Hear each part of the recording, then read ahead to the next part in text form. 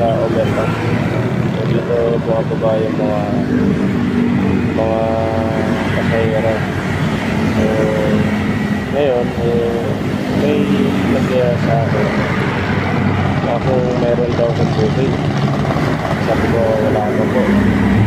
Magpapakit siya, sabi ko magiging kulorong po tayo. Kung gusto nyo gumamit po kayo ng angkas app. Ayun ako, hindi ko alam kung anong trip naman so ayun, dali hindi ako pwede pinyahin na kulorong kasi kulorong kasi kapag inangkas ito.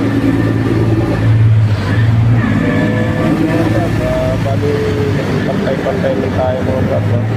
So gamitin nyo yung app ng angkas kaya angkas kahit gamitin nyo yung app so papadala sa mga ganun kasi oras na pagka may check-out, no? Hindi rin nasabi papamahal pa kayo, mumulta kayo na gawin nyo na lang mga brad gumamit ng app kasi hindi kuluro. So nakailang tanggil na rin yan, hindi lang ngayon. So lang talaga gumamit ng tama. So yun lang mga brad. Ang oras pala natin ngayon ay alas 4, so magkarasin ko ng mga brad, kaya medyo marami na sasakyan yan.